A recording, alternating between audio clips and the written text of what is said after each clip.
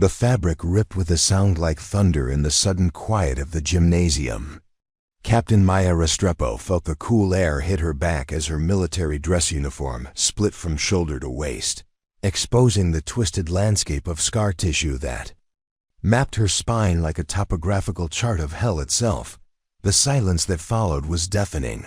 Moments before, the gymnasium at Westfield Academy had been alive with the cool laughter of entitled teenagers. The daughter of Senator Harrison, a girl named Brittany, who wore privilege like armor, had been leading her pack in what they called hazing the war hero. They'd cornered Maya after her recruitment presentation, circling like sharks who'd tasted blood in the water.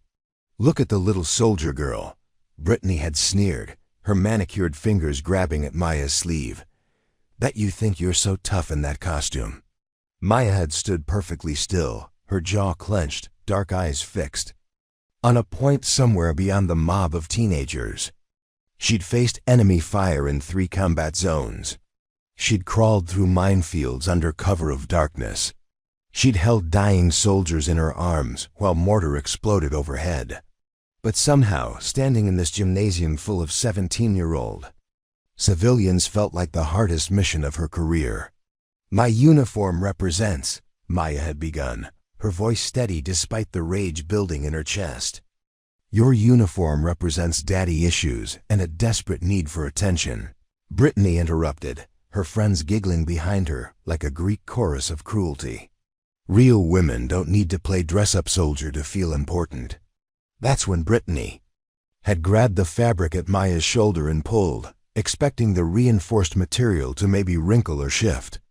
Instead, weakened by 3 tours of duty, desert sand, and the stress of too many dry cleanings, the uniform had surrendered completely. Now Maya stood in the center of the gymnasium, her back exposed to 200 shocked students, faculty, and parents who had come to hear about military service opportunities. The scar ran from her left shoulder blade down to her lower back, a jagged, raised line of tissue that the scar ran from her left shoulder blade down to her lower back, a jagged reminder of the eye that had nearly killed her in Kandahar. But it wasn't just the scar. Tattooed along her right shoulder blade in elegant script were the names of the 6 soldiers who hadn't come home from that mission: Davis, Rodriguez, Thompson, Kim, Williams, Jackson. Below their names, in smaller text, were GPS coordinates, the exact location where her squad had been ambushed, where she'd made the split-second decision that saved 4 lives and cost her everything she thought she knew about herself. Principal Matthews was the first to move, stepping forward with his jacket already off his shoulders. But Maya held up a hand to stop him, her back still to the crowd. She could feel their stares like physical weight, pressing against every inch of exposed skin. She turned slowly, holding the torn fabric of her uniform against her chest, meeting the eyes of every person in that room.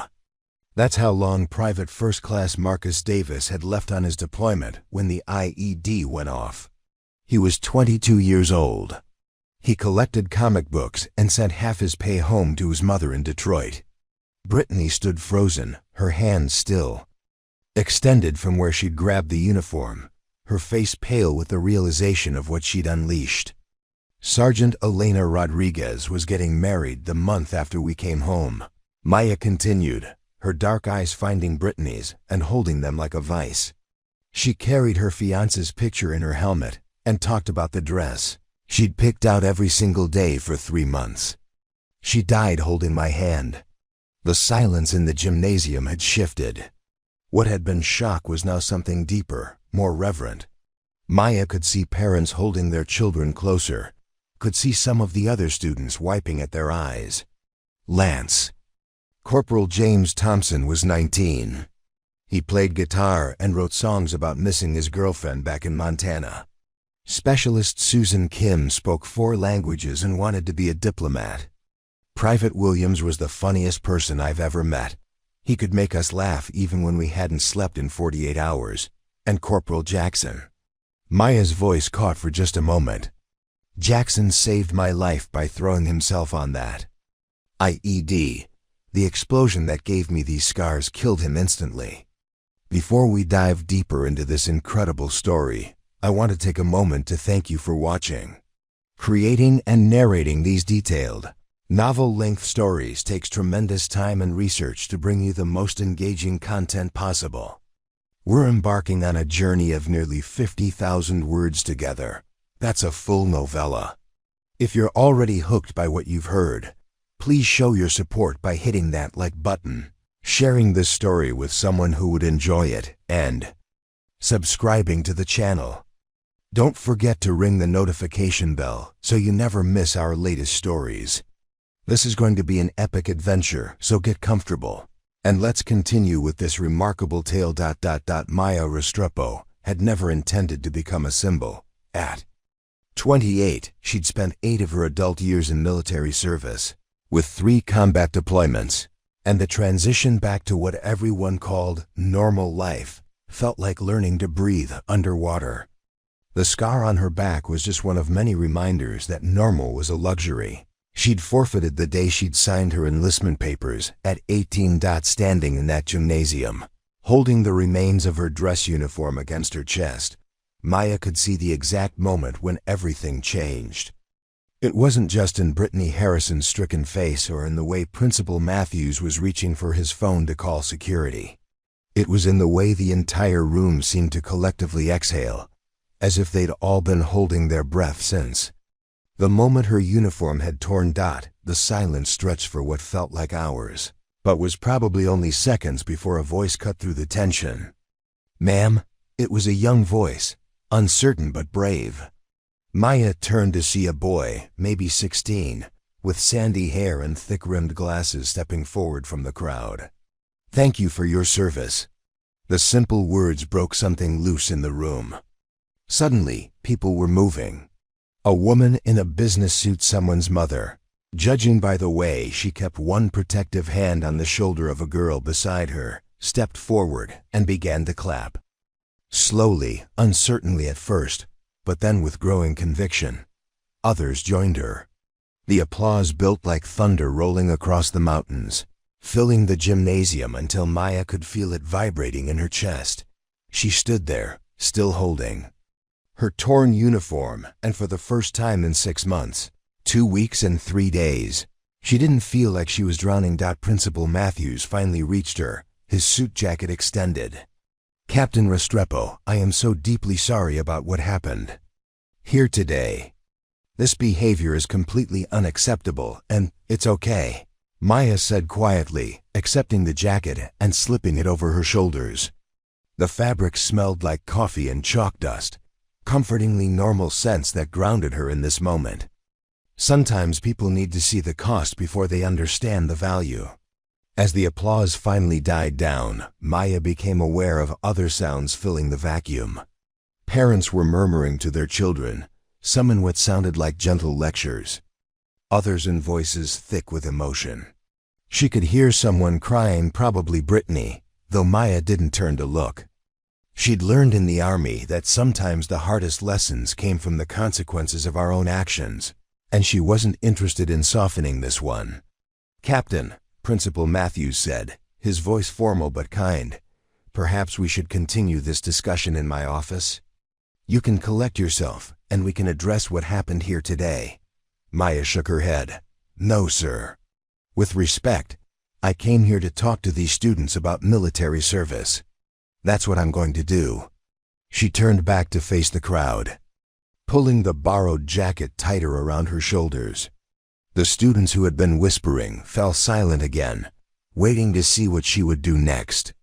"My name is Captain Maya Restrepo," she began, her voice carrying the authority that 3 combat tours had burned into her bones. "I've served in the United States Army for 10 years, with deployments to Iraq, Afghanistan, and Syria. I've been awarded the Purple Heart, the Bronze Star, and the Combat Action Badge. I'm here today not to glorify war, but to talk to you about service, about what it means to put something bigger than yourself first." She paused, scanning the faces in front of her. She could see everything there: curiosity, shame, admiration, fear. All of it honest in a way that the carefully constructed presentations she usually gave never managed to achieve. 2 years ago, I was leading a patrol outside Kandahar when our convoy hit an improvised explosive device. In military terms, we call it an IED. In human terms, it's a bomb designed to kill American soldiers. Her voice remained steady, but she could see some of the students flinch at her directness. The explosion killed 4 of my soldiers instantly. 2 more died from their injuries over the next week. I survived, but not unchanged. Maya reached up and touched the spot where the jacket covered her scarred shoulder. These scars aren't badges of honor. They're not symbols of heroism. They're reminders. Reminders that freedom isn't free, that the security you enjoy every day, the right to go to school, to speak your mind, to choose your own future, is protected by people who volunteer to put themselves in harm's way. She could see that her words were having an impact. Some of the students were leaning forward, engaged in a way she rarely saw during her standard recruitment presentations. Others looked uncomfortable, shifting in their seats as they processed the reality of what she was describing. "I don't tell you this to make you feel guilty," Maya continued. "I tell you this because you're at an age where you're making decisions about your future. Some of you will go to college. Some will enter the workforce. Some will start families. And some," she gestured to the boy who had thanked her for her service, "some will choose to serve." The boy's cheeks reddened, but he didn't look away. Maya could see something in his eyes that she recognized, the same mixture of fear and determination that she'd seen in her own reflection 10 years ago. "Military service isn't for everyone," Maya said. "It requires sacrifice. It demands that you put the mission and your fellow soldiers before your own comfort, your own safety, sometimes even your own life. But for those who are called to serve, there's no greater honor." As she spoke, Maya became aware of movement in her peripheral vision. Brittany Harrison was pushing through the crowd, her face streaked with tears and her expensive clothes disheveled. Maya tensed, unsure what to expect, but the girl stopped a few feet away and looked up at her with eyes full of something that might have been remorse. "I'm sorry," Brittany said, her voice barely above a whisper but carrying clearly in the still. "Gymnasium. I'm so sorry. I didn't know. I didn't understand ... Maya studied the girl's face for a long moment. She could see genuine regret there, the kind of dawning awareness that came when privilege collided with reality. It was the same expression she'd seen on her own face in the mirror after her first firefight, when she'd realized that the world was far more complex and dangerous than her suburban upbringing had prepared her for. "Thank you," Maya said simply. "But your apology isn't owed to me. It's owed to every service member who's ever been dismissed or disrespected, because people don't understand what they've sacrificed." Brittany nodded, wiping at her eyes with the back of her hand. How do I make this right?" The question hung in the air, and Maya could see that it wasn't just Brittany who was waiting for the answer. The entire gymnasium seemed to hold its breath, as if her response would somehow determine the meaning of everything that had just happened. "You learn," Maya said finally. "You ask questions, you listen to stories. You remember that behind every uniform is a person who chose to serve something bigger than themselves. And maybe, if you're called to it, you serve too." The conversation that followed was unlike any Maya had experienced in her 2 years of recruitment speaking. Students raised their hands with real questions, not the rehearsed inquiries about college benefits and job training that she usually fielded, but genuine curiosity about what military life was really like. They asked about fear, about homesickness, about what it felt like to be responsible for other people's lives. They asked about her scars, about her fallen soldiers, about how she found the strength to keep going. Maya answered each question honestly, without the sanitized responses that recruitment guidelines usually required. She talked about the nightmares that still woke her up at 3 a.m., about the way she jumped at unexpected sounds, about the guilty relief she felt at being alive when so many of her friends weren't. She also talked about the bonds forged in combat, about the sense of purpose that came from serving something greater than herself, about the pride she felt in wearing the uniform despite everything it had cost her. As the formal presentation wound down, Maya noticed that several students approached her individually. The boy with glasses, who introduced himself as David Chen, asked for information about military academy applications. A girl named Sarah Martinez wanted to know about combat medic training. Others simply wanted to shake her hand, to thank her for her honesty, to tell her that they'd never thought about military service in the way she'd described it. But it was Principal Matthews who asked the question that would change everything. "Captain Restrepo," he said, as the gymnasium slowly emptied, "would you consider coming back? Not for a recruitment presentation, but to speak to our students about service in a broader sense. About civic responsibility, about sacrifice, about what it means to be part of something bigger than yourself." Maya considered the question as she watched the last of the students file out. Most of them were talking quietly among themselves, their voices carrying a seriousness that hadn't been there when she'd arrived. Even Brittany Harrison was walking with her head down, her usual swagger replaced by something that looked like thoughtful contemplation. "I'm stationed at Fort Campbell," Maya said finally. "I'm not sure how often I could make it back here." "Actually," Principal Matthews said, glancing at his watch, "that might not be a problem much longer. I received a call this morning from the district office. They're looking for someone to develop a new civic engagement curriculum for all the high schools in the county. Someone with real-world experience who can connect with students in a meaningful way." He paused. "The position would be based here at Westfield. Full-time, starting in the fall." Maya felt something shift in her chest, a loosening of tension she hadn't realized she'd been carrying. For the past year, she'd been struggling with the question of what came next. Her injuries had ended her active combat career, but she wasn't ready to leave the military entirely.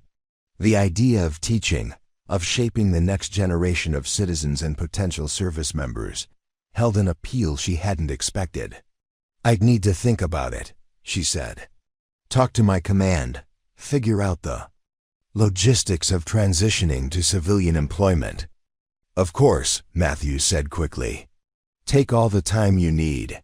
But Captain, after what I witnessed here today, I think you could make a real difference. These students need someone who can help them understand what service really means. Not just military service, but service to community, to country, to each other." As Maya walked to her car an hour later, her torn uniform carefully folded in a bag and Principal Matthews' business card in her pocket, she found herself thinking about the boy who had thanked her for her service. David Chen. There had been something in his eyes when he'd asked about military academies, a hunger for purpose that she recognized, because she'd felt it herself at his age. Her phone buzzed with a text message as she reached her rental car. The number wasn't in her contacts, but the message was clear. "Captain Restrepo, this is David Chen from today's presentation. Thank you for being honest with us. I've been thinking about military service for a while, but I've been scared. After hearing you speak, I think I understand that being scared doesn't mean you can't be brave. Would you be willing to talk to me more about what it takes to serve?" Maya smiled as she typed her response. "Courage isn't the absence of fear, David. It's feeling the fear and choosing to act anyway. I'd be happy to talk." As she drove away from Westfield Academy, Maya caught sight of herself in the rearview mirror. For the first time in months, she looked like herself again, not the broken soldier she'd been seeing in reflections, but the woman who had chosen to serve, who had survived, and who maybe, just maybe, had found a new way to make a difference. The scar on her back still ached, as it always did after moments of high stress. But somehow, the pain felt different now. Less like a burden and more like a reminder, not just of what she'd lost, but of what she'd survived, and what she still had to give. 3 weeks later, Maya stood in front of her commanding officer's desk at Fort Campbell, waiting for Colonel Mitchell to finish reading her transfer request. "This is highly irregular, Captain," Colonel Harrison said, looking up from the paperwork with the kind of expression that had made junior officers nervous for 25 years. "You're requesting a transfer to Individual Ready Reserve so you can take a civilian job teaching high school students." "Yes, sir," Maya replied, her posture perfect despite the way her back protested the rigid stance. "The position would involve developing a curriculum around civic engagement and service. I believe it's an opportunity to influence young people in a positive way while still serving the Army's interests in recruitment and community relations." Colonel Mitchell leaned back in his chair, studying Maya with the calculating gaze of a career military officer. "Captain, your record speaks for itself. 3 combat tours, multiple commendations, wounded in the line of duty. You're exactly the kind of officer the Army needs to retain. Why throw that away for a teaching job?" The question hung in the air. Between them, loaded with implications about career advancement, pension benefits, and the security that came with military life. Maya had been asking herself the same question for weeks, ever since Principal Matthews had called to officially offer her the position. "Permission to speak freely, sir. Granted. I've spent 10 years fighting overseas to protect American freedoms. Now I want to spend time teaching American young people what those freedoms actually mean." Maya kept her voice steady, professional. "The incident at Westfield Academy showed me that there's a disconnect between the military and civilian populations. Kids are graduating high school without understanding the first thing about civic responsibility or service to community. If I can help bridge that gap, I think I can do more good in a classroom than I can behind a desk here at Campbell." Colonel Harrison was quiet for a long moment, his fingers drumming against his desk blotter. "You know, Captain, my daughter goes to Westfield Academy. She was in that gymnasium 3 weeks ago." Maya felt her stomach tighten. She'd done her research on her potential new boss, but she hadn't known about the family connection. "Sir, she came home that day and asked me what I did in Desert Storm," Colonel Harrison interrupted. "Really asked, I mean. Not the sanitized version she'd heard before, but the real questions. What was it like? Was I scared? Did I ever think about not coming home?" He looked directly at Maya. She'd never asked me those questions before. In 15 years, my own daughter had never really understood what military service meant until she heard you speak. The admission hung between them, more personal than Maya had expected from the formal colonel she'd been briefed about. She could see something shifting in his expression, the professional mask slipping to reveal the father underneath. "She also told me about what that Harrison girl did to you," Colonel Harrison continued. "How you handled that situation. It showed real character, Captain. The kind of leadership we try to instill in our officers, but rarely see displayed with such grace under pressure." "Thank you, sir. I'm not finished," he said, but his tone wasn't harsh. "I've been in the Army for 26 years, Captain. I've seen a lot of good soldiers struggle with the transition to civilian life. Some find their way, others ... He shrugged. "Let's just say that teaching might be exactly what you need right now." Maya felt a flutter of hope in her chest, but she kept her expression neutral. "Does that mean you'll approve my transfer request, sir?" "I'll approve it," Colonel Harrison said, signing the paperwork with a flourish. "But I have conditions. You'll maintain your reserve status, which means you'll attend monthly drills and annual training. You'll also be available for recruitment events and community outreach on behalf of the Army. And Captain?" "Yes, sir?" "If this teaching thing doesn't work out, you come back. The Army needs officers like you, and I'd hate to lose you permanently to the civilian world." As Maya left Colonel Harrison's office with her approved transfer papers, she felt the strange mixture of relief and terror. That came with major life changes. She'd just committed to leaving the only career she'd known as an adult, trading the structured world of military life for the unknown territory of public education. Her phone rang as she walked across the base toward her barracks. The caller ID showed her sister's number, and Maya smiled as she answered. "Maya, Mom told me you called with news. Are you really going to be a teacher?" Elena's voice carried the enthusiasm that Maya remembered from their childhood when her younger sister had greeted every new adventure with uncontainable excitement. "Looks like it," Maya said, settling onto a bench outside the commissary. "Just got my transfer approved. I'll be developing a civic engagement curriculum for Westfield County schools starting in August." "That's amazing. I'm so proud of you." Elena's voice softened. "How are you feeling about it? I know this is a big change." Maya considered the question. How was she feeling? Terrified, excited, uncertain, hopeful, all at the same time. Like, "I'm jumping out of an airplane without being completely sure my parachute will open." Elena laughed. "That sounds about right for you. Remember when you decided to join the army? You called me the night before you left for basic training, convinced you'd made a terrible mistake." "I had made a terrible mistake," Maya said dryly. "Basic training was hell. But you survived it, and everything that came after. You'll survive. This too." As they talked, Maya found herself thinking about the students she'd met at Westfield Academy. David Chen had been texting her regularly, asking questions about military academy applications and what it took to succeed in the armed forces. Each conversation reminded her of her own 17-year-old self, eager, scared, hungry for purpose, but unsure how to find it. "Elena," Maya said suddenly, "do you remember why I joined the army? You said you wanted to serve your country." "No. I mean the real reason. The reason I didn't tell Mom and Dad." There was a pause on the other end of the line. "You wanted to prove you were strong enough.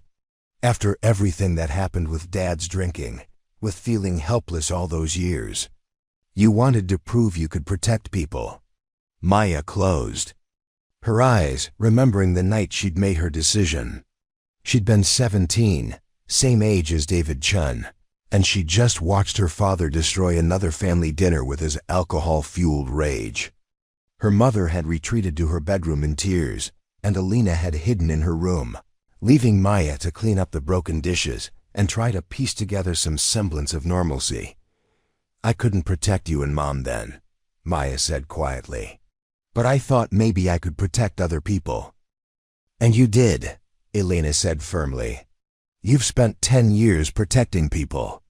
Now you get to protect kids like David Chen from making decisions without understanding what they're getting into. That's a different kind of service, but it's still service."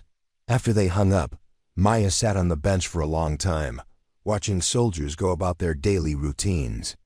Young privates hurried past with the nervous energy of people still proving themselves. Seasoned NCOs moved with the confidence that came from years of experience. Officers like herself walked with the bearing that 3 years at West Point and a decade of service had drilled into their bones. Soon, she wouldn't be part of this world anymore. She'd be Dr. Maya Restrepo. The title still felt strange, even though she'd earned her doctorate in education during her 18-month recovery from her injury, standing in front of classrooms full of teenagers who had never thought seriously about service of any kind. Her phone buzzed with another text. From David Chen. "Captain Restrepo, I had my interview with the West Point admissions counselor today. He asked me why I wanted to serve, and I told him about your presentation, about how you helped me understand that service isn't about being fearless. It's about choosing to act despite your fears. Thank you for teaching me that." Maya smiled as she typed her response. "You're going to do great things. David, remember that leadership isn't about having all the answers. It's about caring enough to keep looking for them." As she walked back to her barracks to begin the process of packing up her military life, Maya found herself thinking about the curriculum she'd be developing. Principal Matthews had given her broad guidelines: teach civic responsibility, encourage community service, help students understand their role in a democratic society. But the specific content was up to her. She wanted to do more than just teach about government structures or historical events. She wanted to help students understand what it meant to be part of something bigger than themselves, whether that was military service, community volunteering, or simply being an engaged citizen who voted and stayed informed about local issues. First, she had to figure out how to be a civilian again. The next morning, Maya drove into Nashville to look at apartments. After 10 years of military housing, the idea of choosing her own living space felt both liberating and overwhelming.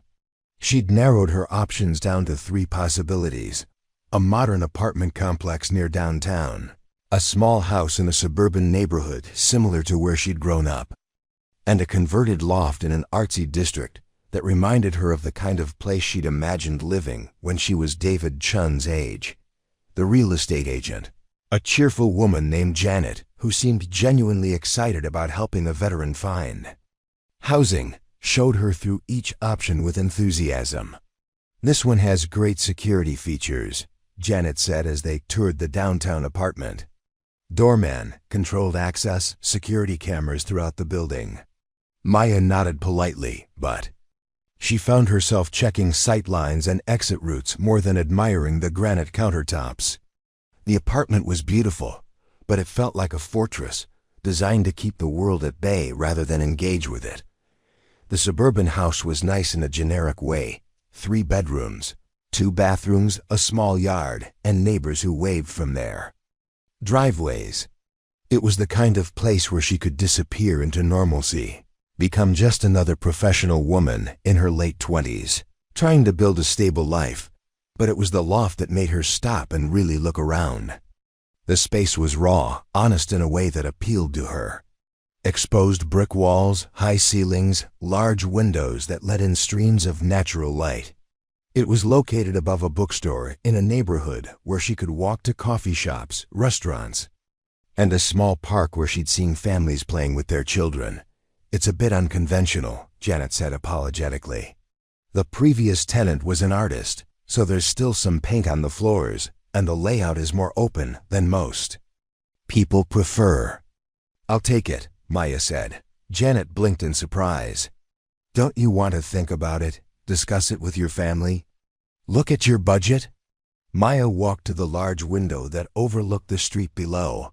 She could see people walking their dogs, students from nearby Vanderbilt carrying coffee in backpacks, an elderly man reading a newspaper on a bench outside the bookstore.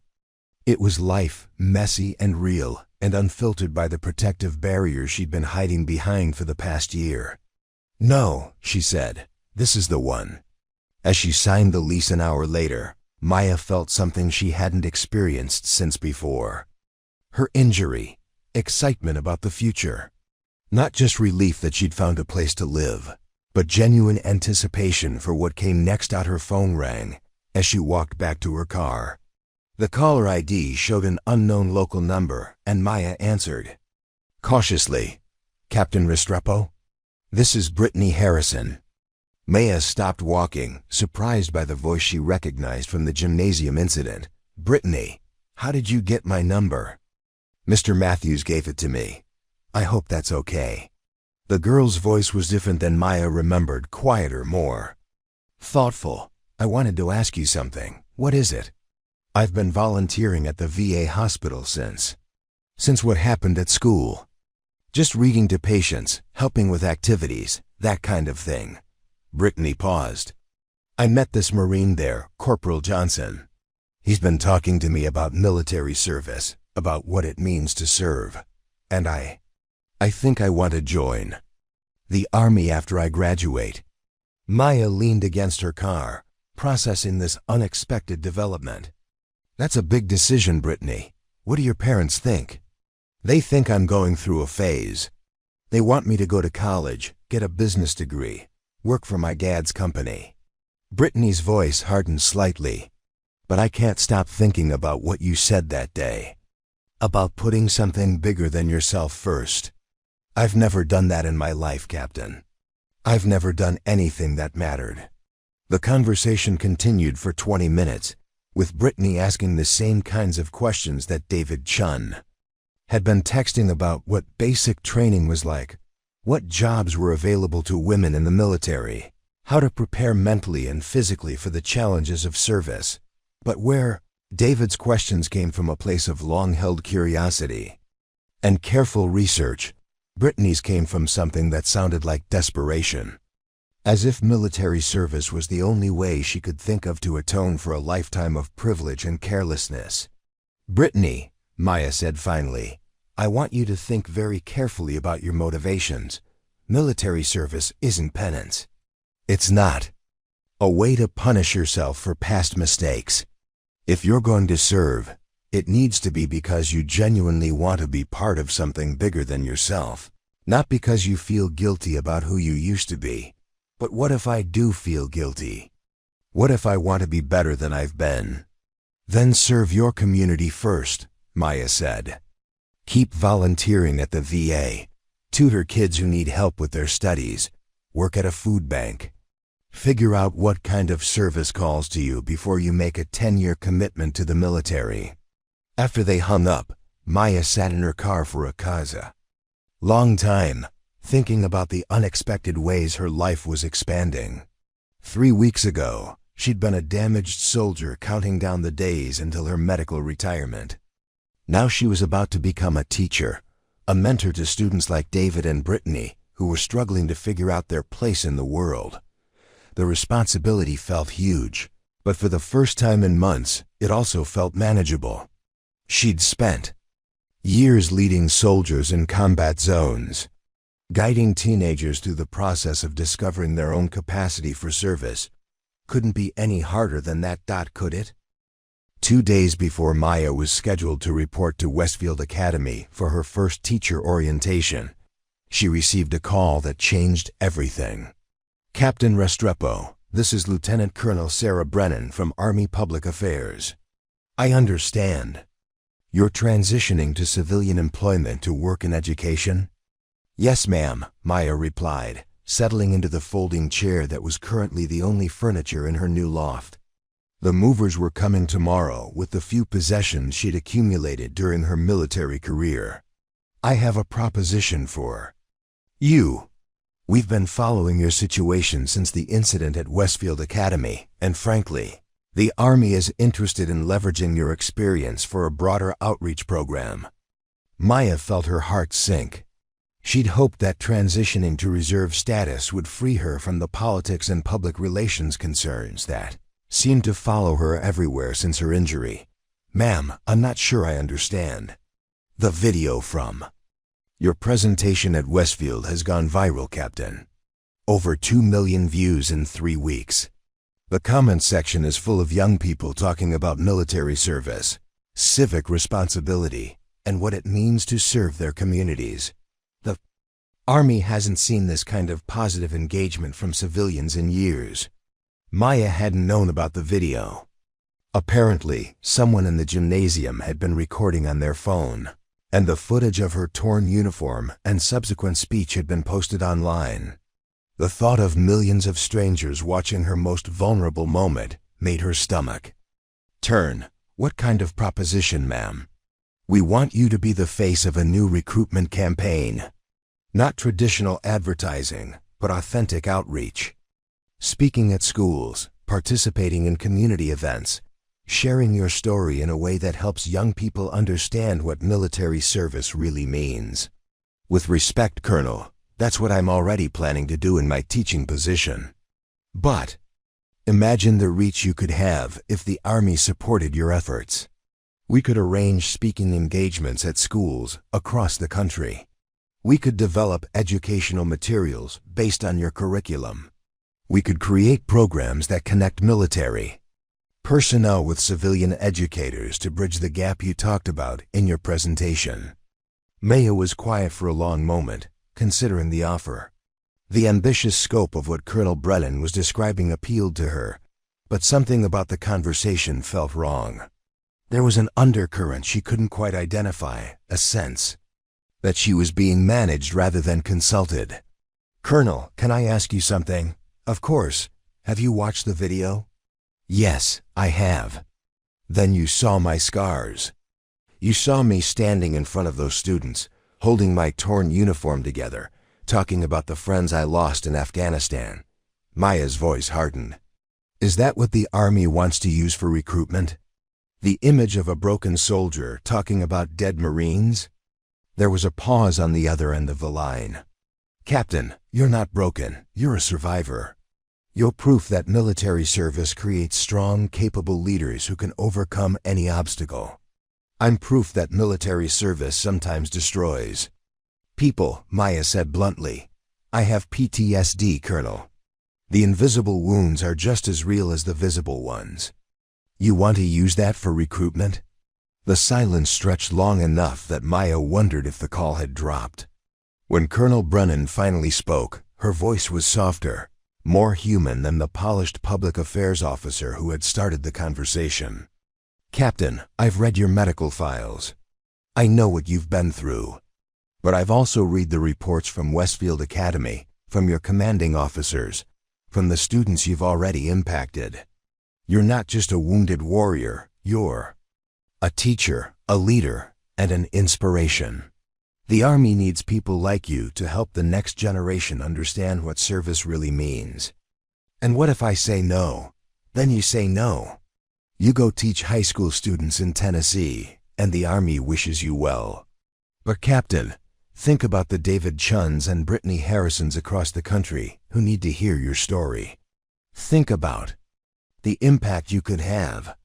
After the call ended, Maya sat in her empty loft, staring out at the Nashville skyline as the sun set behind the buildings. The conversation had left her unsettled, not because the offer wasn't appealing, but because it forced her to confront questions she'd been avoiding about her own motivations and goals. Did she want to be a symbol? Did she want her scars and her trauma to become teaching tools for the Army's recruitment efforts? Or did she want to disappear into the relative anonymity of a high school classroom, helping one group of students at a time discover their own capacity for service? Her phone buzzed with a text from David Chen. Captain Restrepo, I got my acceptance letter to West Point today. I wanted you to be the first to know. Thank you for helping me understand that fear and courage can coexist. Maya smiled, feeling some of the tension from her conversation with Colonel Brennan ease. This was why she was transitioning to teaching, not for the Army's public relations goals, but for moments like this. For the privilege of watching young people discover their own strength and purpose. She was composing her response to David when another text came in, this one from Brittany Harrison. Captain, I've been volunteering at the VA for 6 weeks now. I think I'm starting to understand what you meant about serving community first. Can we talk soon about next steps? As Maya looked at the two messages, she realized that her conversation with Colonel Brennan had crystallized something important. She didn't want to be the Army's poster child for overcoming adversity. She wanted to be a teacher, a mentor, someone who helped young people find their own paths to service, without pushing them toward any particular choice. The Army's offer would give her a platform and resources that a high school teacher could never access. But it would also come with expectations and limitations that might compromise her ability to be honest with students about the real costs and benefits of military service. Maya stood up and walked to her window, looking down at the street where life continued its messy, complicated, beautiful progression. Tomorrow she would start her new life as a civilian educator. In 3 days, she would stand in front of her first classroom full of students, trying to teach them something meaningful about citizenship and service. For now, that felt like enough. Maya's first month at Westfield Academy passed in a blur of lesson planning, faculty meetings, and the steep learning curve that came with transitioning from military leadership to teenage classroom management. She quickly discovered that commanding soldiers and teaching high school students required completely different skill sets. Her civic engagement classes had been scheduled as an elective, which meant she was working with students who had actively chosen to be there rather than those fulfilling a requirement. The difference was immediately apparent. These kids asked hard questions, challenged her assumptions, and demanded real answers rather than textbook platitudes. "Miss Restrepo," said Jessica Park, a senior with purple-streaked hair and an attitude that reminded Maya of her younger sister. "Why should we care about voting when politicians lie to us constantly anyway?" It was a Tuesday morning in late September, and Maya was leading a discussion about civic participation. The question hung in the air like a challenge, and she could see the other students watching to see how she'd respond. This was the kind of moment where she could either lose their respect entirely or earn it in a way that would last the entire semester. "Because," Maya said, perching on the edge of her desk in the casual way she'd learned put students at ease, "the alternative to imperfect democracy is usually something much worse." "But that's such a cop-out answer," Jessica pushed back. "You're basically saying we should settle for a broken system because it's better than nothing." Maya nodded, considering her response carefully. She'd learned that these students could smell condescension from a mile away, and they had no patience for adults who dismissed their concerns with easy answers. "You're right, that would be a cop-out," she said. "So let me ask you this, when you say politicians lie constantly, what specific lies are you talking about? And what would you do differently if you were in their position?" The discussion that followed was exactly the kind of engaged, critical thinking that Maya had hoped to foster. Students brought up campaign promises that had been broken, policies that seemed to benefit donors rather than constituents, and the general sense that their voices didn't matter in a system dominated by money and special interests. But they also began to grapple with the complexity of governing in a democracy, the difficulty of balancing competing interests, and the way that compromise, which often looked like betrayal from the outside, was sometimes the only way to make progress on difficult issues. "Okay," said Marcus Williams, a quiet junior who rarely spoke in class. "But if the system is broken, how do we fix it? Voting for the same types of people over and over isn't going to change anything." "What makes you think the same types of people keep getting elected?" Maya asked. "Because they're all wealthy, they're all connected, they all went to the same schools.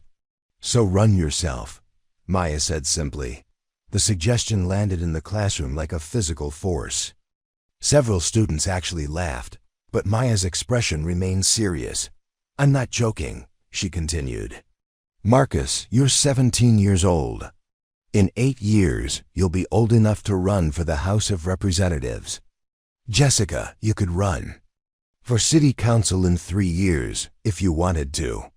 David," she looked at David Chen, who had become one of her most engaged students despite his upcoming departure for West Point, "you could run for mayor of this town right now if you were 18.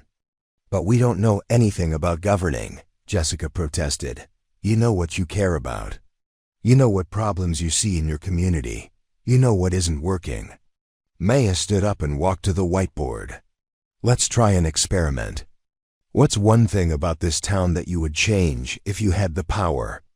For the next 40 minutes, her students brainstormed issues they cared about: the lack of mental health resources at the school, the downtown area that had been dying for years while chain stores thrived on the outskirts, the limited public transportation that made it hard for students without cars to access jobs and activities, the way social media had created echo chambers that made real dialogue nearly impossible. By the end of class, they had outlined 3 potential local campaigns that students could realistically organize around.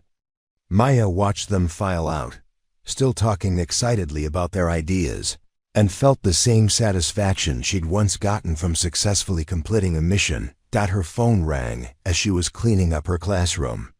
The caller ID showed Colonel Brennan's number, and Maya answered with resignation. "Captain Restrepo, I hope I'm not interrupting your teaching." "Just finished a class, actually. What can I do for you, Colonel?" "I wanted to follow up on our conversation from last month. Have you given any more thought to our proposal?" Maya had been dreading this call. In the month since starting at Westfield, she'd received 3 more calls from various Army public affairs officers, each offering slight variations on the same theme: leverage her story and her teaching experience to help the Army reach young people more effectively. Colonel, I appreciate the Army's interest, but I'm committed to my work here at Westfield. I think I can have more impact focusing on one group of students at a time. I understand your position, Captain, but I think you should know that your situation has attracted attention at very high levels. Secretary of the Army has specifically asked about your recruitment potential. Maya felt her stomach tighten. Interest from the Secretary of the Army meant this wasn't going away, and it also meant that her refusal could have consequences for her reserve status and future career prospects. What exactly are you asking me to do, Colonel? Nothing that would interfere with your teaching obligations. We're talking about 1 weekend per month, maybe 2 speaking engagements, school visits in your region, participation in community events, sharing your curriculum with other educators who want to incorporate civic engagement into their programs. The offer was reasonable, even appealing in some ways. Maya had been frustrated by the limitations of working with only her own students when she knew there were David Chun's and Jessica Parks and Marcus Williamses across the country who could benefit from the kinds of conversations she was facilitating. Can I have some time to think about it? Of course. But Captain, I should mention that there's been some media interest in your story as well. A producer from CNN called last week, asking about setting up an interview. We've been deflecting these requests, but we can't do that indefinitely without your cooperation. After the call ended, Maya sat in her empty classroom, feeling the familiar weight of choices that seemed to have no clear right answer. The Army's offer genuinely could help her reach more students, could amplify the impact of the work she was doing at Westfield. But it would also mean stepping back into the public eye, becoming a symbol rather than simply a teacher. A knock on her door interrupted her thoughts. Maya looked up to see Principal Matthews standing in the doorway, his expression unreadable. Maya, do you have a few minutes? There's something we need to discuss. Maya gestured for him to come in, noting the formal tone that suggested this wasn't a casual check-in about how her first month was going. I received a call this morning from the district superintendent, Matthews said, settling into one of the student desks. Apparently, the school board has been getting inquiries about you from various media outlets. They're asking about our policies regarding teacher participation in public speaking and media appearances. I haven't agreed to any media appearances, Maya said quickly. I know, and I told them that, but Maya, the board is nervous.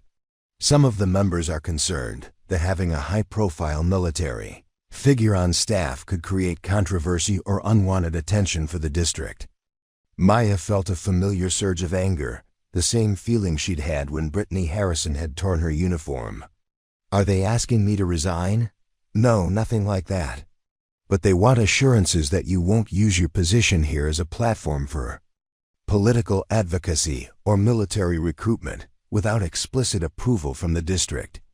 And what did you tell them? Matthews smiled for the first time since entering her classroom.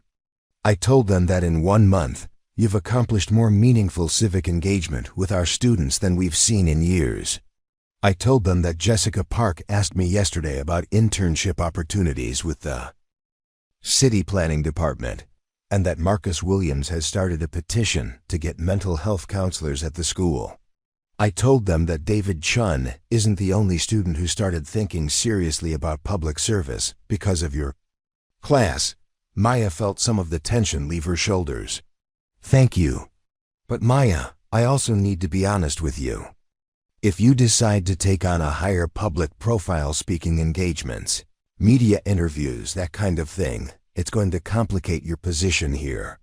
Not because I don't support you, but because the district is going to be under pressure to ensure that anything you say publicly doesn't reflect negatively on the schools.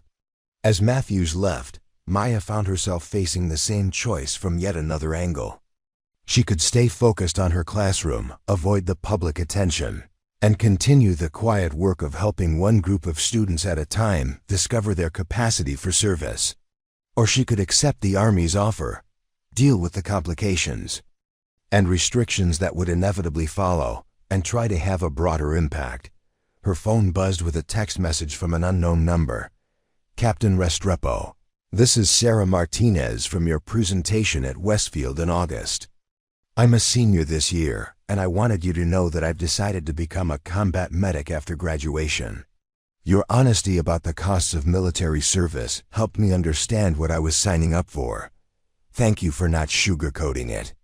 Maya stared at the message for a long time, remembering the quiet girl who had approached her after the gymnasium incident to ask about medical training. Sarah had been one of several students who had seemed genuinely interested in military service, but uncertain about what it would actually entail. This was the impact she was having, one student at a time. But how many Sarah Martinezes were there across the country who needed to hear her story, who needed someone to help them understand what service really meant? Her internal debate was interrupted by another knock on her door. This time it was Jessica Park, still carrying her backpack and looking uncertain. Ms. Restrepo, do you have a minute? Of course, Jessica. What's on your mind? I've been thinking about what you said today, about running for office. And I looked up the requirements for city council. And you're right, I could run when I turn 18 next year. Jessica shifted her weight nervously. But I don't know where to start. I don't know how to organize a campaign or talk to voters or any of that stuff. Maya smiled, feeling the satisfaction that came from watching the student take ownership of their own civic engagement. Those are all learnable skills, Jessica. What matters is that you care about making a difference. Would you help me? I mean, if I decide to actually do this? The question hung in the air, and Maya realized that this was exactly the kind of moment that made her teaching worthwhile. This wasn't about military recruitment or public relations or media attention. This was about helping a 17-year-old girl understand that she had the power to make her community better. Absolutely, Maya said. Let's start by figuring out what issues you want to focus on, and then we can work on building the skills you'll need to run an effective campaign. As Jessica left, chattering excitedly about voter registration drives and town hall meetings, Maya felt a clarity about her choices that had been missing for weeks. The Army's offer might give her a broader platform, but this sitting in a classroom with a student who was discovering her own power to create change, this was where she belonged. She picked up her phone and dialed Colonel Brennan's number. Colonel, this is Captain Restrepo. I've made my decision about your proposal. We're deep into this incredible story now, and I hope you're as captivated as I am by these unfolding events. The amount of effort that goes into researching, writing, and narrating these novel-length stories is immense. We're talking about creating content equivalent to a published book. But it's worth it to bring you stories that truly engage and transport you to another world. If you're enjoying this journey so far, please take a second to like this video and share it with friends who appreciate great storytelling. Your support means everything and helps us continue creating these detailed, epic narratives. We still have so much more to discover together. So let's see how this situation unfolds. Maya single quotes, S decision to decline the Army's offer should have simplified her life. Instead, it seemed to complicate everything in ways she hadn't anticipated. The call with Colonel Brennan had been professional but tense. Maya had explained her reasoning that she believed she could have more authentic impact working directly with students, rather than as part of a broader public relations campaign. The colonel had accepted her decision with grace, but Maya could hear the disappointment in her voice. I understand your position, Captain, Brennan had said. But I hope you'll reconsider if circumstances change. The Army needs voices like yours. What Maya hadn't expected was the phone call that came 3 days later from a journalist named Rebecca Martinez at CNN. Ms. Restrepo, I'm working on a story about the disconnect between military and civilian populations, and your presentation at Westfield Academy has become something of a touchstone in that conversation. I was hoping we could arrange an interview. "I'm sorry, but I'm not interested in media interviews," Maya had replied, feeling the familiar tightness in her chest that came with unwanted attention. "I understand your reluctance, but I think you should know that we're moving forward with the story regardless. We've spoken with several students who were present during your presentation, including Brittany Harrison. I'd prefer to include your perspective as well."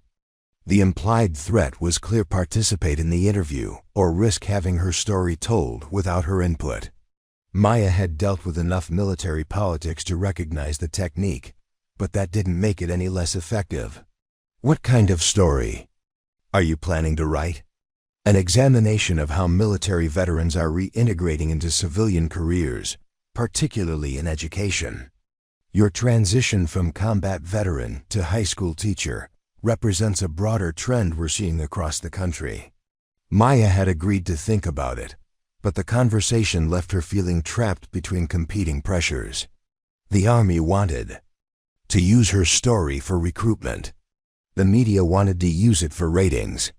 The school district wanted assurances that she wouldn't become a liability.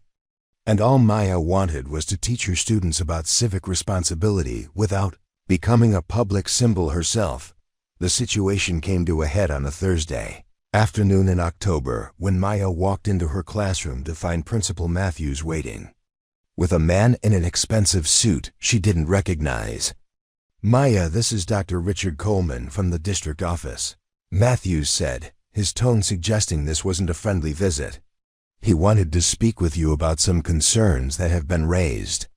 Dr. Coleman stood and extended his hand with the kind of politician's smile that Maya had learned to distrust during her years dealing with congressional delegations in Afghanistan.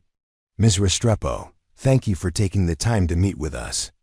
I'll get straight to the point. The school board has received several calls from parents expressing concern about the political nature of some of your classroom discussions." Maya felt her jaw tighten. "What specific concerns?" "Well, for instance, we understand that you've been encouraging students to organize political campaigns, that you've been discussing controversial topics like government effectiveness and voter participation in ways that some parents feel cross the line into advocacy." "I've been teaching civic engagement," Maya said carefully. "That's literally what I was hired to do." "Of course, and we appreciate your enthusiasm. But there's a difference between teaching about civic processes and encouraging students to actively participate in political activities. Some parents are concerned that you're using your military background to unduly influence impressionable young people." Maya looked at Principal Matthews, who was staring at his hands with the expression of someone who had lost an argument he'd been trying to avoid having. "John, is this coming from you?" "No," Matthews said firmly. "Maya, your teaching has been exemplary. The engagement we're seeing from students in your classes is exactly what we hoped for when we created this position." Dr. Coleman cleared his throat. "Mr. Matthews, while we appreciate your support for Ms. Restrepo, the district has to consider the concerns of all stakeholders. We've also been informed that Ms. Restrepo has been approached by military recruiters and media outlets about leveraging her position here for broader public relations purposes." "I've declined those opportunities," Maya said. "Yes, we're aware of that. But the fact that they've been made raises questions about whether hiring a high-profile military figure was appropriate for a public education setting." Maya stared at Dr. Coleman, feeling the familiar rage that had gotten her into trouble more than once during her military career. The careful words, the implied threats, the suggestion that her service somehow disqualified her from civilian employment. It was everything she'd been trying to escape when she'd left the Army. "Dr. Coleman," she said, her voice deadly calm, "are you asking me to resign? Not at all. We're simply asking you to consider whether your approach to civic engagement might be more appropriate for a private setting rather than a public classroom. And what would that look like? Perhaps focusing more on traditional civics education, how bills become laws, the structure of government, historical precedents. Less emphasis on encouraging direct political participation, which some parents feel is inappropriate for students who aren't yet old enough to vote. Maya looked around her classroom, at the bulletin board where her students had posted their campaign ideas, at the desks arranged in a circle to facilitate discussion, at the copies of the Constitution she'd annotated with notes about how each amendment had been used to expand or protect civil rights. In the corner, she could see the folder where Jessica Park had been developing her platform for a potential city council run. On her desk was Marcus Williams' research on mental health, funding for schools. Taped to the whiteboard was David Chen's timeline showing how young people had been involved in major social movements throughout American history. This was exactly the kind of engaged, critical thinking that democracy required. And they were asking her to stop. "I need some time to consider your recommendations," Maya said finally. "Of course, take the weekend. We can discuss this further on Monday." After Dr. Coleman left, Maya sat alone with Principal Matthews, both of them staring at the empty classroom in uncomfortable silence. "Maya, I'm sorry about this," Matthews said finally. "The board is under pressure from some very vocal parents, and they're worried about controversy." "Which parents?" Matthews hesitated. "I probably shouldn't say this, but Brittany Harrison's father has been making calls. He's concerned that your influence on his daughter has been inappropriate." Maya almost laughed at the irony. Senator Harrison was worried that she was having too much influence on Brittany, when in fact his daughter had been one of her most thoughtful and engaged students since the beginning of the semester. "John, Brittany is volunteering 20 hours a week at the VA hospital. She's organized a school-wide drive to collect care packages for deployed soldiers. She's thinking seriously about public service for the first time in her life. How is any of that inappropriate?" "It's not," Matthews said firmly. "But her father sees it as political indoctrination. He thinks you're using your military background to push students toward military service. Have you looked at my enrollment numbers for students interested in military careers?" Matthews pulled out a folder he'd been carrying. "Actually, yes. Out of your 127 students this semester, 18 have expressed interest in military service. 43 are planning to pursue careers in public service teaching, social work, government, nonprofit work. 37 have registered to vote, even though they're not yet 18. And 66 have gotten involved in community service projects for the first time." Maya stared at the numbers.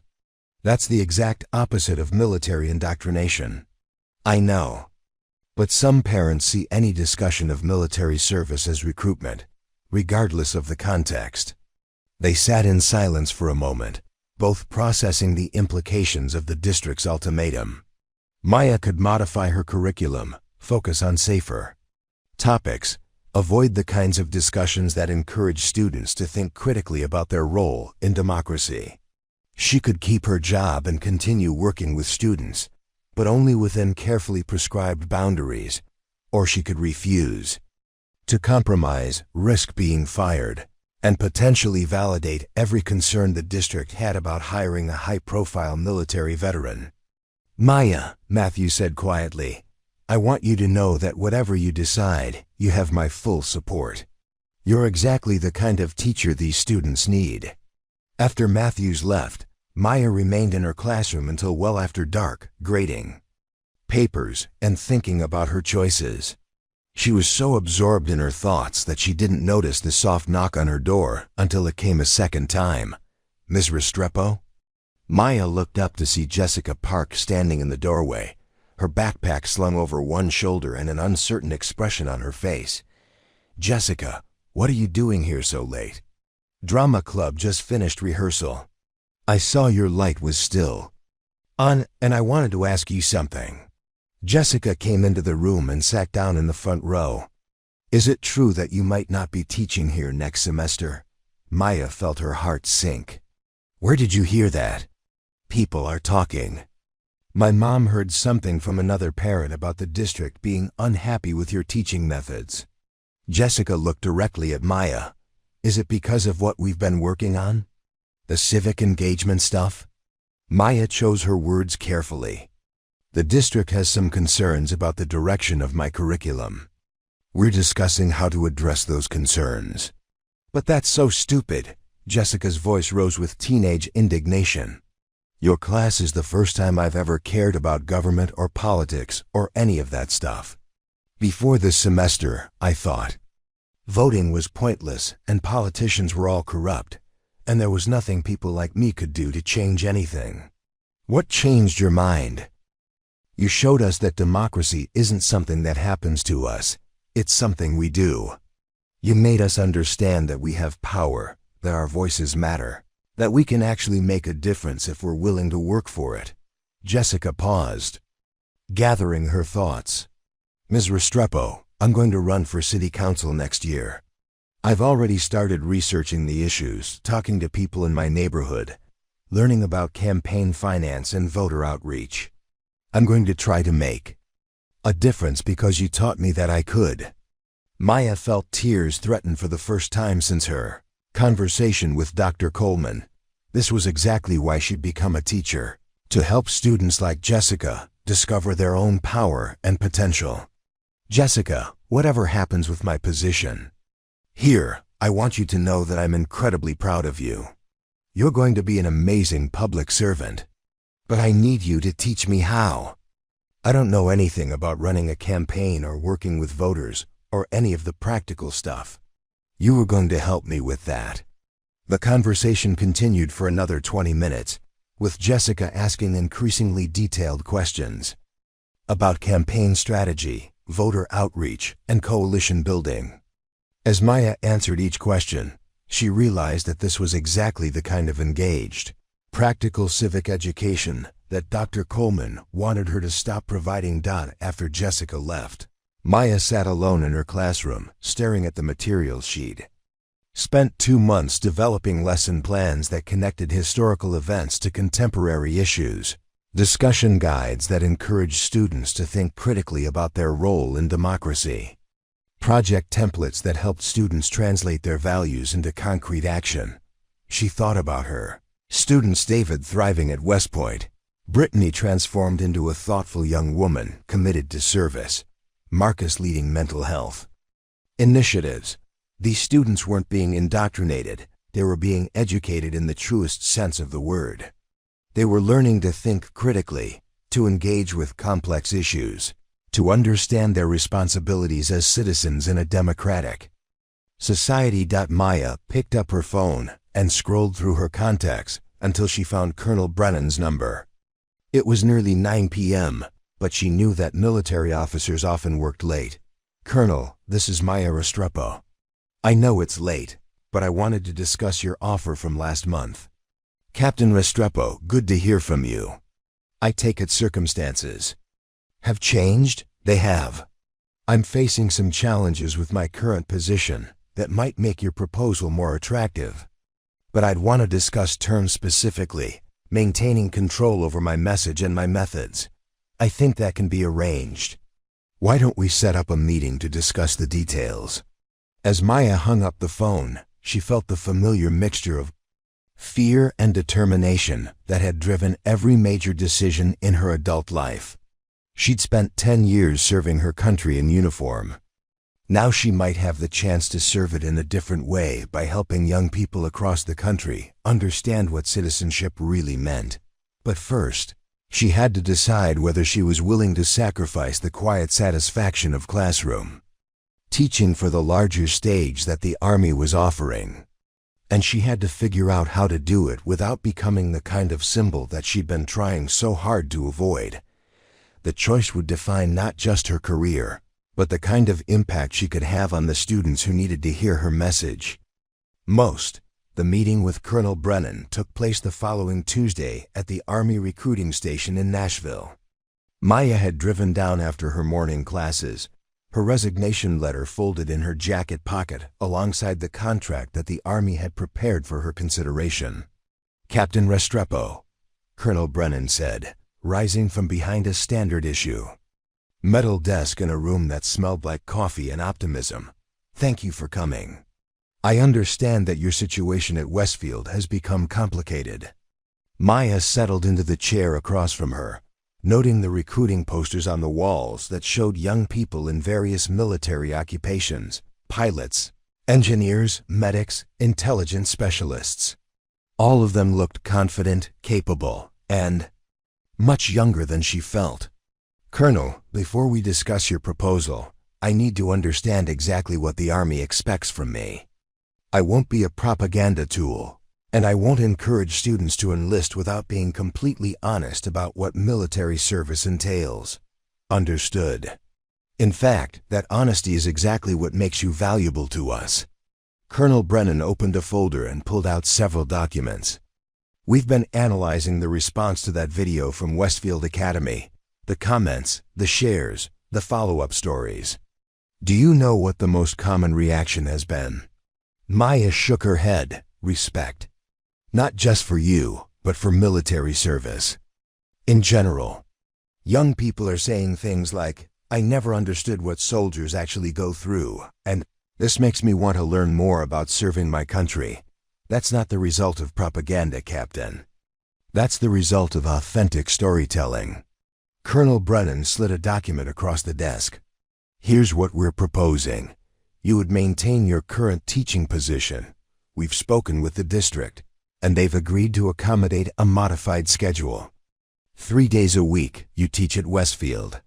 2 days a week you work with Army outreach programs, developing curriculum, speaking at schools, training other veterans who want to transition into education." Maya scanned the contract, surprised by the terms. The Army was offering her a civilian contractor position that would pay significantly more than her teaching salary, while allowing her to keep her classroom. It was exactly the kind of arrangement she hadn't dared to hope for. What's the catch? No catch, but there are expectations. You'd be representing the Army at public events, which means your personal conduct and public statements would be subject to review. You'd also be expected to participate in media interviews when requested, though we'd provide media training and support. Maya thought about Dr. Coleman's ultimatum, about the constraints that the school district wanted to place on her teaching. This offer would give her the resources and platform to reach students across the country, while protecting her ability to continue the work that mattered most to her. "Can I have 24 hours to consider this?" "Of course. But Captain, I should mention that there's some urgency to this decision. We've been contacted by several news outlets about doing feature stories on military veterans in education. If you're not available to participate, they'll find other veterans to interview, and we'll lose the opportunity to shape that narrative." As Maya drove back to Westfield, her phone rang with a call from Principal Matthews. "Maya, we need to talk. Can you come to my office when you get back?" 20 minutes later, Maya sat across from Matthews in his office, noting the tension in his shoulders and the careful way he avoided meeting her eyes. "The district has made a decision about your curriculum," he said without preamble.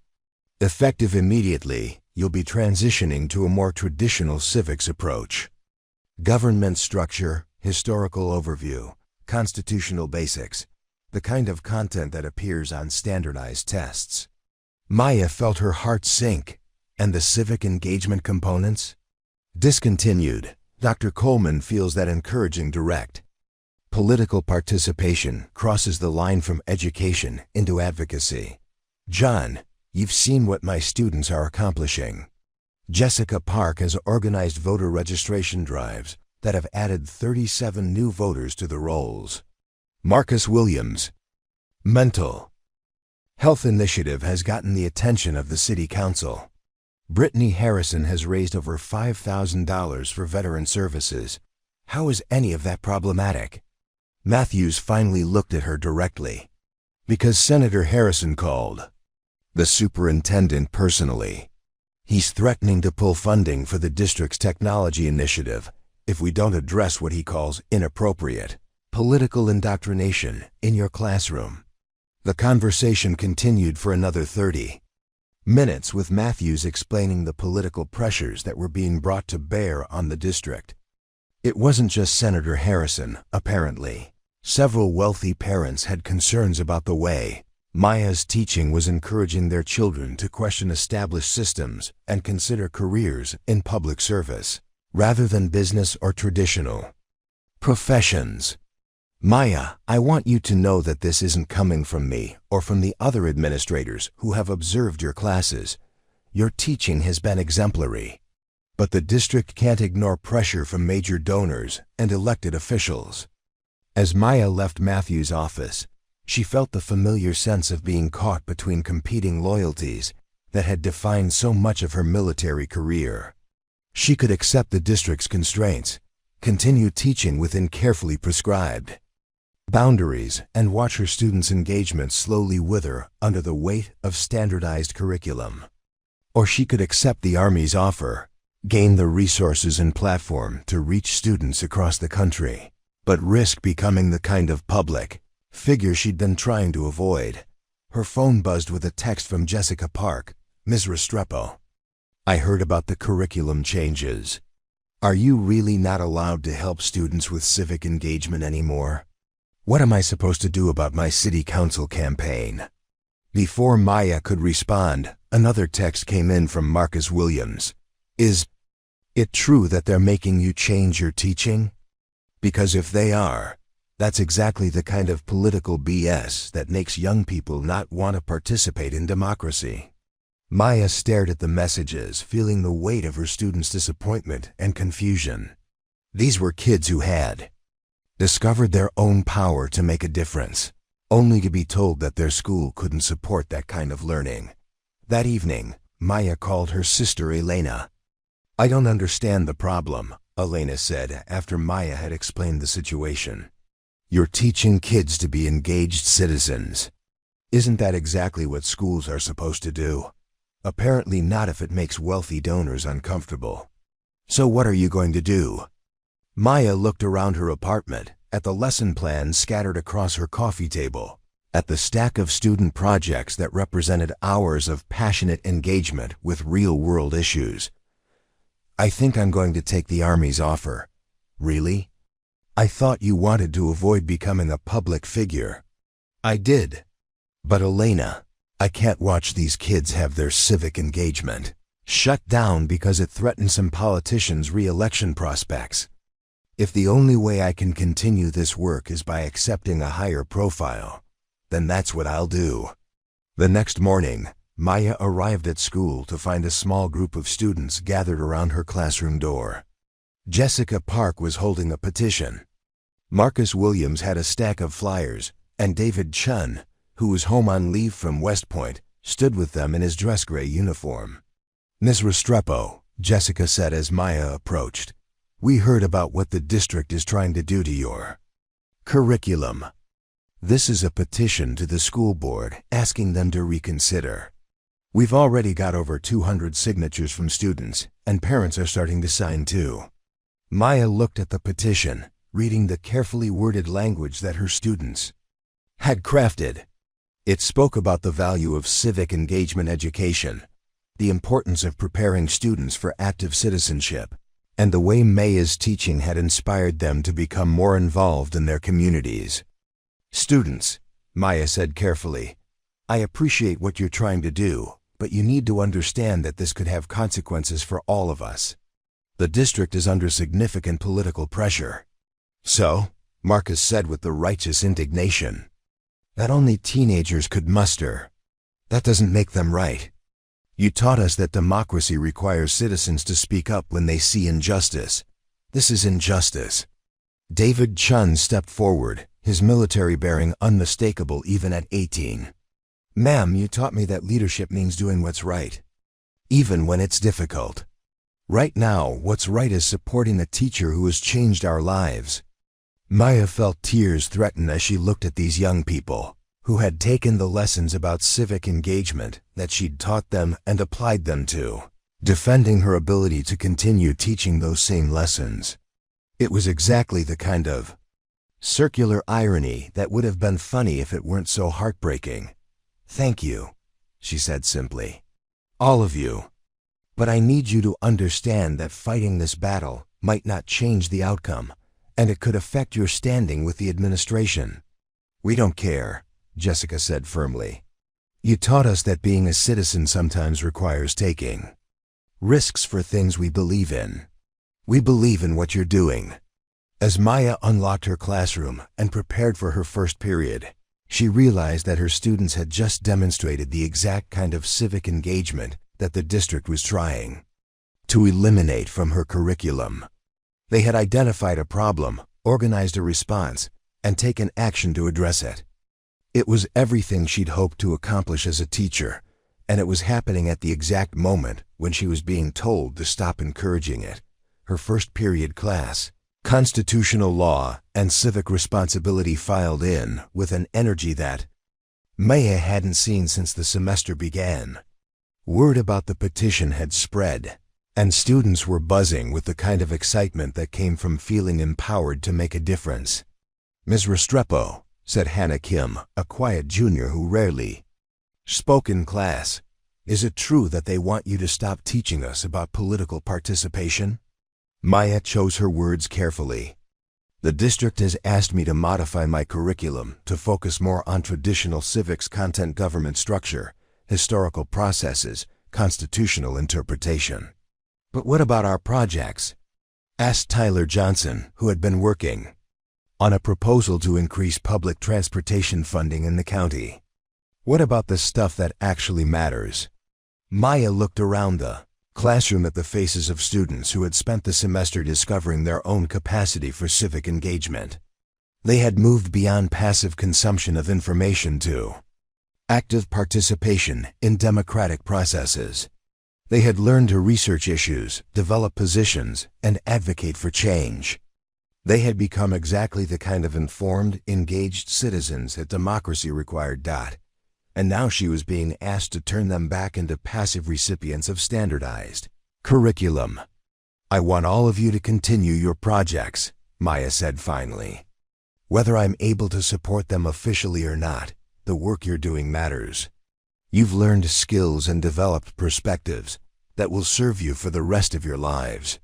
The discussion that followed was unlike any Maya had experienced in her teaching career. Students asked probing questions about the relationship between education and politics, about the role of schools in preparing citizens for democracy, about the way that adult fears and prejudices could limit young people's opportunities to learn and grow. They were demonstrating exactly the kind of critical thinking that her curriculum had been designed to foster, and they were doing it in response to an attempt to eliminate that same curriculum. After class, Maya walked to the main office to submit her resignation letter. She had made her decision during the night. She would accept the Army's offer, leave Westfield Academy, and use the broader platform to continue the work that the school district no longer wanted her to do. But as she approached the office, she encountered Dr. Coleman coming out, his face flushed and his expression grim. "Ms. Restrepo, I need to speak with you immediately." They walked to an empty conference room where Dr. Coleman closed the door and turned to face her with barely controlled anger. "Do you have any idea what you've done?" he demanded. "I've spent the morning fielding calls from reporters asking about our decision to modify your curriculum. Apparently, one of your students contacted the media about the petition they're circulating." Maya felt her stomach drop. She hadn't authorized any media contact, and she'd specifically warned her students about the potential consequences of their actions. "Dr. Coleman, I didn't encourage any media contact. In fact, I specifically told my students to be careful about." "It doesn't matter what you told them," Coleman interrupted. "What matters is that we now have CNN, The Washington Post, and 3 local news stations asking questions about whether we're suppressing civic education because of political pressure. The story is going national, Ms. Restrepo." Maya closed her eyes, feeling the familiar sensation of watching a situation spiral beyond her control. She'd spent months trying to avoid media attention, trying to focus on the quiet work of teaching individual students. Now that very work was becoming a national news story. "What do you want me to do?" "I want you to tell your students to stop their petition campaign. I want you to discourage any further media contact. And I want you to publicly support the district's Decision to modify your curriculum. Maya stared at Dr. Coleman, processing what he was asking her to do. He wanted her to undermine her own students' civic engagement in order to protect the district from political backlash. He wanted her to model exactly the kind of passive acceptance of authority that her curriculum had been designed to help students question. "I can't do that," she said quietly. "Then you're fired," Coleman said bluntly. "Effective immediately. Security will escort you to your classroom to collect your personal belongings, and then you'll be escorted off campus. You're not to have any further contact with students or staff." As Maya sat in the conference room, waiting for security to arrive, she felt the strange mixture of devastation and relief that came with having a difficult decision made for her. She'd lost her job, but she'd maintained her integrity. Her students would face the consequences of their civic engagement, but they would also learn the valuable lesson that taking action for your beliefs sometimes required sacrifice. Her phone buzzed with a text from Colonel Brennan. "Captain, I've been monitoring the news coverage of your situation. If you're interested in discussing our offer under these new circumstances, I'm available to meet today." Maya typed her response. "Colonel, I'm very interested. When can we meet?" As security arrived to escort her from the building, Maya walked through the hallways of Westfield Academy one last time. She could see students in classrooms, bent over textbooks and worksheets, learning about government and history in the abstract, theoretical way that Dr. Coleman preferred. But she knew that in at least one classroom, students were learning something far more valuable, that civic engagement required courage, that democracy demanded participation, and that sometimes the most important lessons couldn't be found in any textbook. Maya Restrepo was no longer a high school teacher. But as she walked out of Westfield Academy for the last time, she realized that her real work was just beginning. The CNN interview took place 3 days after Maya's termination from Westfield Academy. She sat in a Nashville studio, facing veteran correspondent Anderson Cooper, acutely aware that millions of people would watch her story unfold on national television. "Ms. Restrepo," Cooper began, his voice carrying the professional warmth that had made him one of America's most trusted journalists. "You've gone from decorated combat veteran to high school teacher to the center of a national debate about civic education. Tell us how you got here." Maya had spent 2 days in media training with Army public affairs specialists, learning how to stay on message while appearing natural and authentic. But now, sitting under the bright studio lights, she found herself forgetting the carefully rehearsed talking points and speaking from the heart. "Anderson, I became a teacher because I believe that democracy requires engaged citizens. Not just voters who show up every 4 years, but people who understand their responsibility to participate in their communities, to ask hard questions, to hold their leaders accountable." She paused, gathering her thoughts. What happened at Westfield Academy wasn't about politics or partisanship. It was about whether we're going to prepare young people to be active citizens or passive consumers of government services. The interview continued for 20 minutes, with Cooper asking probing questions about her military service, her transition to teaching, and the circumstances that led to her dismissal. Maya found herself talking about her students, about David Chen's transformation from uncertain teenager to confident leader, about Jessica Park's decision to run for city council, about the way that civic engagement had given them all a sense of purpose and agency. "Your former student Jessica Park is here with us today," Cooper said, turning the camera to Jessica. "Tell us about Ms. Restrepo's impact on your life." Jessica appeared on the split screen, looking nervous but determined, in the way that Maya had come to recognize as her default mode when facing challenges. "Mr. Cooper, before Ms. Restrepo's class, I thought politics was something that happened to people like me, not something we could actually influence. She taught us that democracy isn't a spectator sport, it's something you have to participate. And if you want it to work." Jessica's voice grew stronger as she spoke. The school district fired her because she was too good at her job. Because she was actually teaching us to think critically and take action, instead of just memorizing facts. For tests.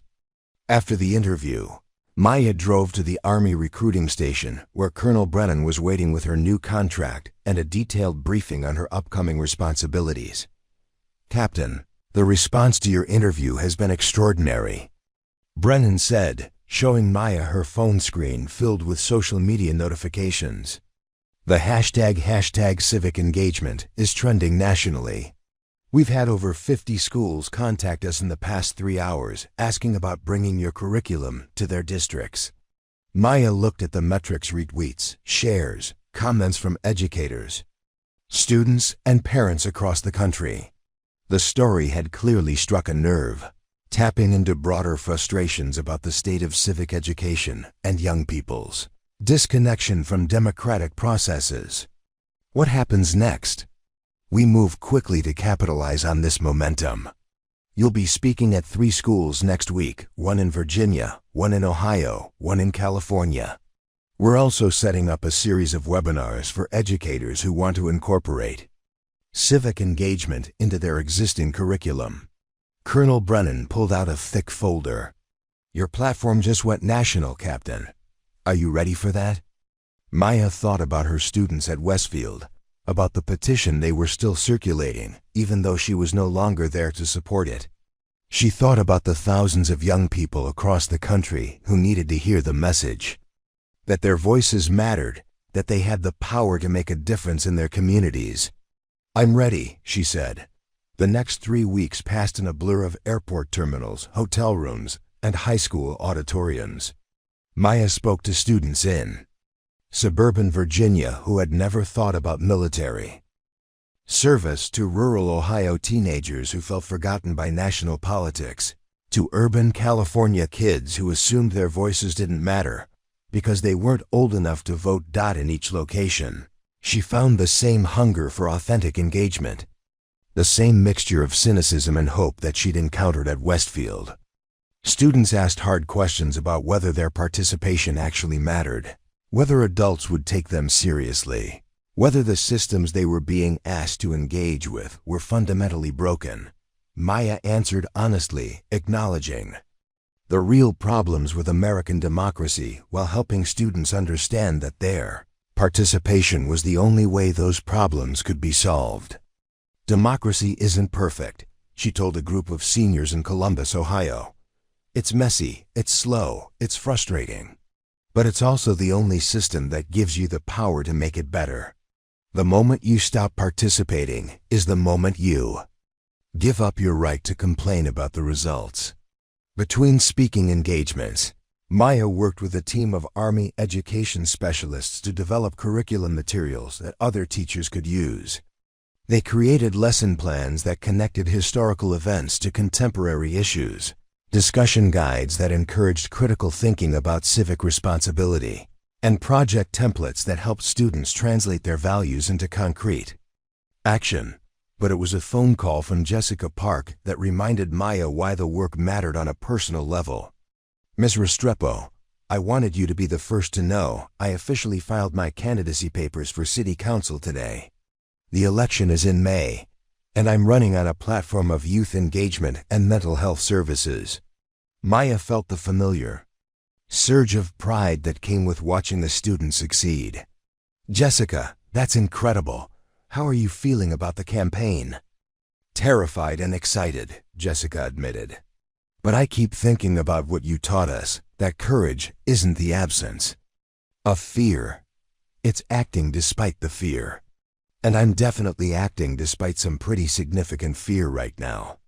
The conversation continued for 20 minutes, with Jessica asking detailed questions about campaign strategy, voter outreach, and coalition building. Maya realized that this was exactly the kind of mentorship she'd hoped to provide when she'd first started teaching, helping young people develop the skills and confidence they needed to become effective leaders. After they hung up, Maya found herself thinking about the broader impact of her work. Jessica Park was just one student, but she represented hundreds of others who had been inspired to think more seriously about their role in democracy. David Chen was thriving at West Point, preparing for a career of military service. Marcus Williams had organized a coalition of students from multiple schools to advocate for increased mental health funding. These were the real measures of success, not the media attention or the national platform, but the individual young people who had discovered their own capacity for service and leadership. Maya's reflection was interrupted by her phone ringing. The caller ID showed Principal Matthew's number, and Maya answered with curiosity. "Maya, I hope I'm not catching you at a bad time. I know you've been traveling constantly." "Not at all, John. It's good to hear from you. How are things at Westfield?" There was a pause on the other end of the line. "Complicated. Dr. Coleman resigned yesterday. Apparently, the school board decided that his handling of your situation created more problems than it solved." Maya absorbed this information with mixed feelings. She'd never wanted Coleman to lose his job, but she also couldn't deny a certain satisfaction at knowing that his approach had ultimately backfired. "What does that mean for the civic engagement program?" "That's actually why I'm calling. The board has asked me to reach out to you about the possibility of returning to Westfield. They want to reinstate your original curriculum and offer you a significant raise to come back." Maya was quiet for a long moment, considering the offer. Returning to Westfield would mean giving up the national platform she'd just begun to build. But it would also mean returning to the direct classroom engagement that had drawn her to teaching in the first place. "John, I'm honored by the offer, but I think my work has expanded beyond what I can accomplish in a single classroom. I'm reaching students across the country now, helping other teachers develop civic engagement programs in their own schools. I understand. But Maya, I want you to know that your students here haven't forgotten you." Jessica Park's petition has grown to over 3,000 signatures, including parents, community leaders, and elected officials. She's turned your termination into a rallying cry for civic engagement across the entire county. As Maya hung up the phone, she realized that her forced departure from Westfield had actually accomplished more than her presence there ever could have. By becoming a symbol of the struggle for authentic civic education, she'd inspired students and educators across the country to examine their own approaches to teaching citizenship and democracy. The irony wasn't lost on her. She'd spent months trying to avoid becoming a public figure, only to discover that accepting that role had given her the tools to have the impact she'd always wanted. We're approaching the climactic moments of this epic tale, and the tension is at its peak. Creating stories of this scope and detail requires not just writing talent, but careful plotting, character development, and attention to every narrative thread. We've journeyed through nearly 40,000 words together, and I hope every moment has kept you engaged. If this story has drawn you in and kept you listening, please show your appreciation by liking this video and subscribing to our channel. Share this epic with anyone who loves immersive storytelling, and hit that notification bell for more incredible adventures. Now let's witness how everything comes together in these final crucial moments. 6 months later, Maya stood in the gymnasium at Westfield Academy, facing an audience that looked remarkably similar to the one that had witnessed her humiliation and triumph the year before. But this time, she was there by invitation, not as a military recruiter, but as the keynote speaker for the county's first annual Civic Engagement Summit. The gymnasium was packed with students from 12 different high schools, along with teachers, parents, and community leaders who had come to hear about the civic engagement programs that had spread across the county in the wake of Maya's dismissal and subsequent national prominence. Last year, Maya began, her voice carrying easily through the space where her uniform had been torn and her scars exposed. "I stood in this very gymnasium and told you about 6 soldiers who didn't come home from Afghanistan. I told you their names, their dreams, their sacrifices. I did that because I wanted you to understand that the freedoms you enjoy, the right to speak, to vote, to participate in democracy, come at a cost." She paused, scanning the faces in front of her. She could see Jessica Park in the front row, wearing a campaign button for her city council race. Marcus Williams sat with a group of students from 3 different schools, all wearing T-shirts for his county-wide mental health awareness campaign. David Chen was there too, home on leave from West Point, his dress gray uniform a reminder of the path that Maya's honesty had helped him choose. Today, I want to tell you about a different kind of service. Not military service, though that remains a noble calling for those who choose it, but civic service. The service of participating in democracy, of making your voice heard, of working to make your community better. Maya walked closer to the audience, the way she'd learned to do during her months of speaking engagements across the country. In the past year, students in this county have registered over 2,000 new voters. They've organized petition drives that have led to 3 changes in city council policy. They've created service projects that have provided over 10,000 hours of community service. They've shown that young people don't just represent the future of democracy, you're essential to its present. The speech continued for 30 minutes, with Maya sharing stories from her travels across the country, examples of young people who had discovered their own capacity for leadership and service. She talked about the high school student in Ohio who had successfully lobbied for a city ordinance requiring CPR training for all public employees. The teenager in California who had organized a county-wide voter registration drive that had increased youth participation by 40%. The rural Virginia student who had created a program connecting elderly residents with high school volunteers for technology assistance, but it was the local stories that resonated most powerfully with her audience.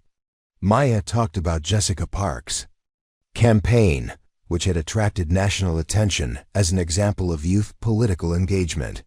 She discussed Marcus Williams' mental health initiative, which had been adopted as a model by school districts in 4 other states. She described the way that Westfield Academy had become a case study in civic engagement education, with educators from across the country visiting to observe the programs that had grown from the seeds Maya had planted.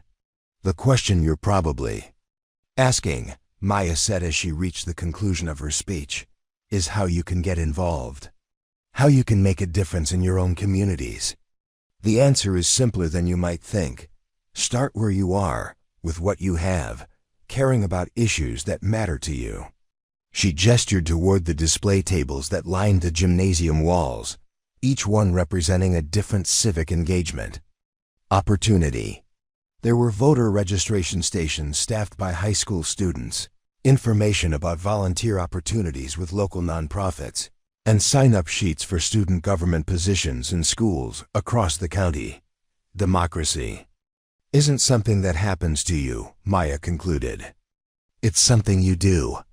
And it starts with the courage to believe that your voice matters, that your participation can make a difference, that your service, whatever form it takes, is essential to the health of our communities and our country. The applause that followed was thunderous, but it was the conversations that happened afterward that reminded Maya why she'd been drawn to education in the first place. Students approached her with specific questions about how to organize campaigns, how to research policy issues, how to build coalitions around causes they cared about. A sophomore named Alex Rodriguez asked about starting an environmental action group at his school. A junior named Sarah Chun David's younger sister wanted to know about careers in public service. A senior named Brittany Harrison approached with questions about college programs that combine military service with humanitarian work. Maya looked at Brittany with surprise and curiosity. "I thought you were planning to join the Army after graduation." Brittany said. "But I've been reading about the Army Corps of Engineers, about the disaster relief work they do, the infrastructure projects in developing countries. I think I want to be part of that, using military service to help communities build better lives." As Maya watched Brittany walk away, She realized that the transformation she'd witnessed in this one young woman represented the broader impact of authentic civic engagement education. Brittany hadn't just learned about military service. She'd learned to think critically about how she wanted to serve, what kind of impact she wanted to have, how she could use her skills and interests to make a difference in the world. After the summit ended, Maya found herself alone in the gymnasium where her journey as an educator had begun. Principal Matthews joined her, both of them looking at the empty space where hundreds of young people had just spent their Saturday learning about citizenship and service. "Maya, I want to thank you for coming back today. I know this place holds some difficult memories for you." Maya smiled, touching the spot where her jacket covered the scar on her back. "Actually, John, this place holds some of my best memories too. This is where I learned that vulnerability can be a source of strength, that authentic teaching requires the courage to be honest about our own struggles and failures. What's next for you?" Maya considered the question as she looked around the gymnasium one more time. "The Army is expanding the civic engagement program nationally. We're working with the Department of Education to develop curriculum standards that encourage authentic participation rather than just theoretical knowledge.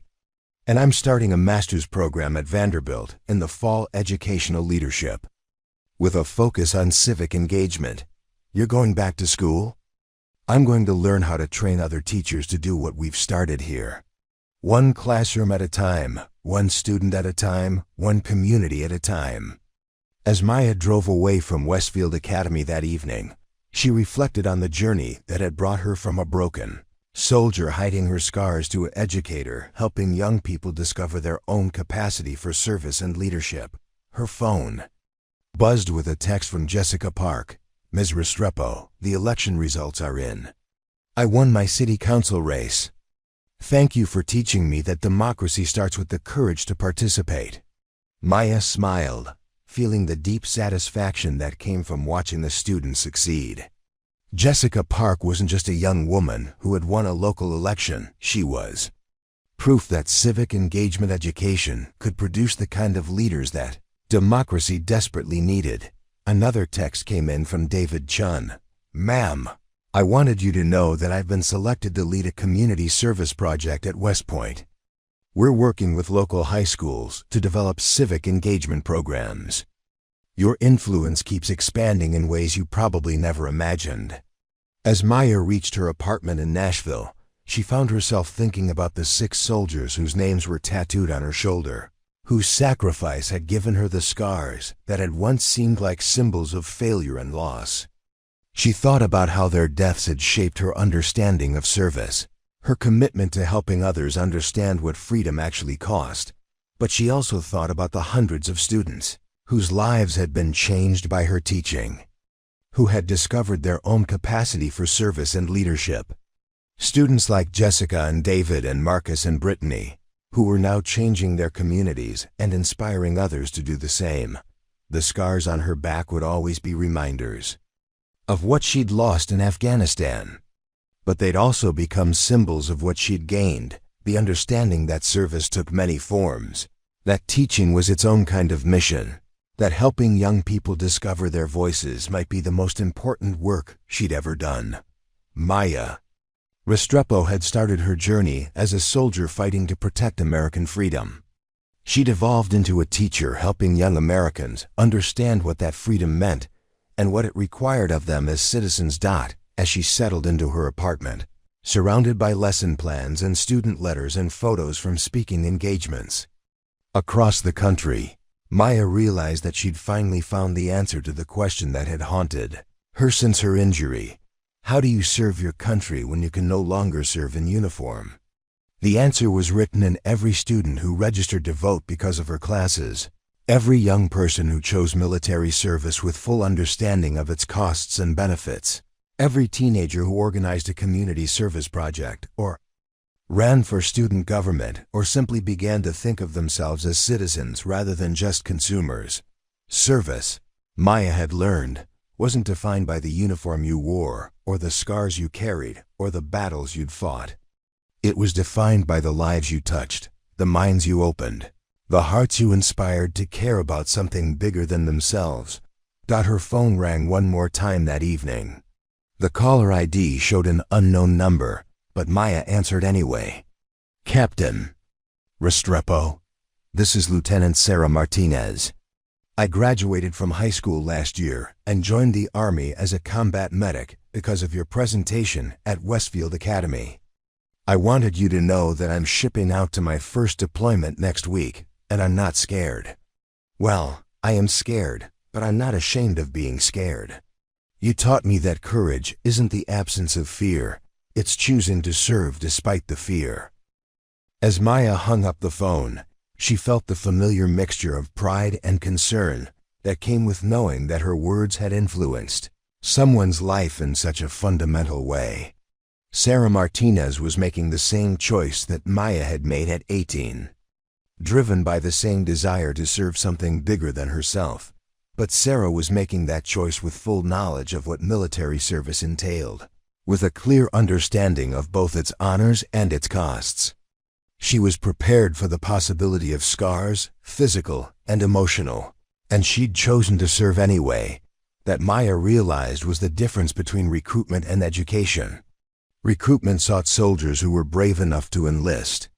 Education sought citizens who were wise enough to serve with full knowledge of what that service might require.